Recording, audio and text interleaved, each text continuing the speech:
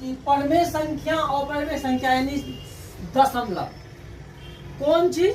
दशमलव। दशमलव क्या होता है सुनिए, जब शांत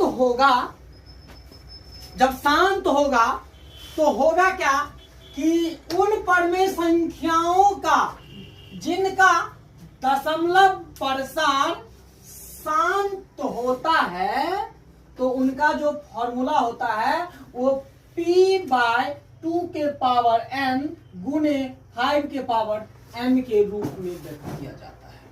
किनका रूप में व्यक्त किया जाता है? तो कहता है कि जहां n, m 0, 1, 2 एवं p पूर्णांक है, p जो होगा वो पूर्णांक इसीलिए होगा क्योंकि p जो हमारा है वह सहअभाज्य संख्या नहीं होगा।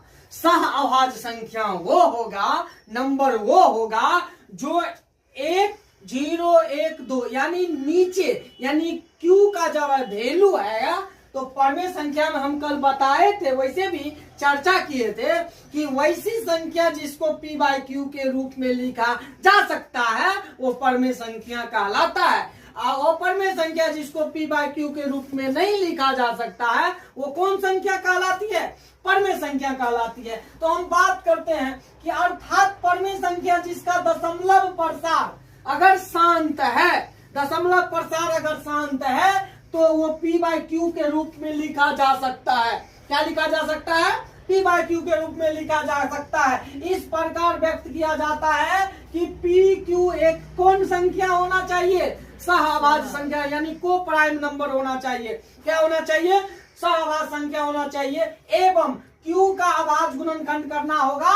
अगर q का अभाज्य गुणनखंड करके अगर 2 के पावर n और 5 के पावर n यानी संख्या अगर पावर निकल जाए, यानी 2, 5 हमेशा आना चाहिए। क्या आना चाहिए? हमेशा आना चाहिए। अगर इसके अलावा 3, 7 अगर आता है तो वो संख्या क्या कहलाएगी? क्या कहलाएगी? अशांत कहलाएगी। लेकिन अगर 2, 5 आएगा, पावर में 3, 7 आएगा, उससे कोई मतलब नहीं है, कोई लेना देना नहीं है, तो वो संख्या क्या कहलाएगी? दशमलव कहलाएगी। इसीलिए मैंने एक एग्जाम्पल में दिया था कि अगर 0.284 अगर इसको दशमलव उड़ाएंगे तो ये क्या हो जाएगा? 284/1000। मैंने काट कुट किया तो इतना आंसर आया है ना। मैंने दूसरा क्वेश्चन दिया था कि अगर दशमलव उड़ाएंगे तो दशमलव के बाद का संख्या को गिन लेना है। 1, 2, 3, 4 यानी क्या हो जाएगा? 10,000। क्या हो जाएगा? 10,000। तब ये दशमलव के बाद का जीरो का अगर वैल्यू अगर पीछे रहे तो